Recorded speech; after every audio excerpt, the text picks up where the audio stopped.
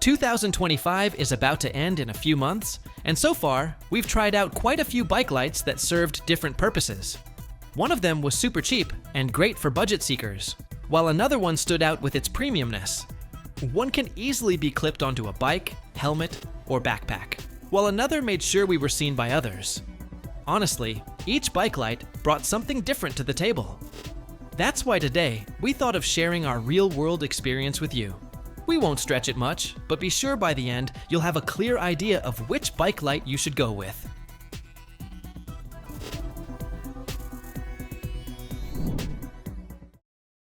Let's start with something small but smart, the Lumos Firefly Mini. From the moment we clipped it on our bikes, it impressed us in many ways. We've used it on both our city rides and weekend commutes, and it just goes with every setup. The magnetic mount makes it super easy to place on a bike, helmet, or even backpack, and it locks firmly without any rattling. What makes it even better is how adaptable it feels. With a quick tap on the Lumos app, or the wireless remote, it swaps between white for the front, red for the rear, or yellow for turn signals. It feels less like a basic light and more like a connected part of our bike setup. Once we synced it with our other Lumos gear, it instantly felt complete. It also has a team sync mode, though we haven't tried it yet since we mostly ride solo with this one, but it does sound impressive. All the lights flash together when you ride with friends, which makes the whole setup look organized and keeps everyone visible. Another small but smart detail is the automatic brake light. The moment we slow down, it brightens sharply, giving drivers and riders behind us a clear signal without us doing anything. Battery life also impressed us. We've used it in eco mode and easily crossed 14 hours on a single charge, which covers several commutes. When it's time to recharge, it only takes about 2.5 hours through USB-C. So, for around $35, it's a compact, reliable little light that's quietly become part of our daily rides. We've spent a few months testing the Gaciron KIWI 1200, and it proved itself as a serious night riding companion. We've used it across several night rides, some through dim trails and others through the city, and it never failed to deliver the right balance of brightness and control. And the first thing we noticed is how solid the aluminum body feels. Drop it? No problem, it still looks and works like new. Mounting is flexible too, top or under the handlebars, and it stays locked even over bumpy terrain. Brightness-wise, the 1200 lumens really come through. The beam cuts clean across the road without blinding oncoming riders, which is rare at this brightness. We've ridden with it on country roads, and it felt like daylight ahead, yet soft on the edges. It's got 5 modes: high, medium, low, breathing, and flash, and switching between them is quick with one tap. On medium mode, we easily got around 3 hours, which suits most evening rides. For long trips, the low mode stretches to about 6 hours. The best part is, it doubles as a power bank, so you can charge your phone mid-ride using the Type-C port. We had to do that once when navigation drained our phone, and it saved the day. The optional wireless remote also adds convenience. You can switch modes instantly without taking your hands off the bars, which feels safer when traffic picks up. Now, the plastic clamp doesn't quite match the rest of the build. It works fine, but it doesn't feel as solid as the aluminum body, which is the only thing that keeps this light from feeling completely flawless. And at around $63, it has that mix of strength, endurance, and small, thoughtful touches that make it one of the best lights we've tested. Here's a $7 light we found while hunting for some budget options. And what caught our attention right away was its built-in horn. Yeah, a light with a horn at just $7.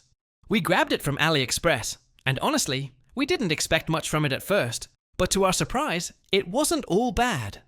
Sure, we didn't expect premium metal housing or huge brightness, but for short night rides or city commutes, it's actually usable. It gives about 300 lumens, which is enough for lit streets and nearby paths. The mount is simple, just a rubber strap, and it sits light on the bars at only 44 grams. And it's part of a dual-button control that handles both the horn and the light. The horn is loud enough to make people notice, especially useful when you ride through busy city roads. It has several modes, controlled by a wired remote. The remote sits near the handlebars, and it lets us switch brightness or activate the horn quickly. It's not as refined as the wireless systems on high-end lights, but for this price, it works fine. The 350 mAh battery lasts just about an hour on high and a bit longer on low, so it's better for short runs rather than long tours. We liked its simplicity. For $7, it gave more than expected. The horn works well, it's light, and you can throw it in your kit as a spare or backup for city use. Sometimes, it's nice to see a cheap gadget that still delivers something useful without trying too hard. For the rear, we had the Ravemen NT101 on test, and after a few rides, we quickly realized it's not just a rear light. It actually feels like a mini safety system built into a single device, with brake alerts, turn signals, a horn, and even an anti-theft alarm, all in one setup. When we mounted it for the first time, the solid build immediately stood out. It's not cheap or glossy. The buttons have that satisfying click that shows quality, and once it's locked onto the seat post, it stays put without any wobble. Its brightness is no joke either, reaching up to 160 lumens, and with the left and right turn indicators, it almost feels like a mini car tail light. On top of that, the ground projection lines are a unique touch, 2 red beams outlining a safety zone beside your bike. It feels futuristic, but is genuinely useful. When we brake, the light brightens instantly, just like a car brake light, which makes the bike far more visible to traffic behind. The horn is another standout, hitting 120 decibels and cutting through city noise easily. We even left the bike armed while grabbing coffee, and a small bump instantly set off the alarm, loud enough to startle anyone nearby. The USB-C charging port is well sealed. The mount fits both round seat posts and cargo racks, and the 2,200 mAh battery easily lasts a full evening. Auto on-off helps save power when the bike stops. At around $45. The NT101 isn't just about brightness, it's about awareness, communication, and safety layered into one device. The only downsides are that it's not compatible with all seat posts. Once you try it, it's hard to go back to a regular tail light.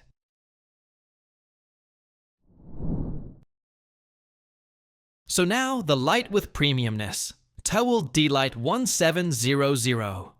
When we got our hands on it for the first time, it felt like the kind of thing made for any type of ride.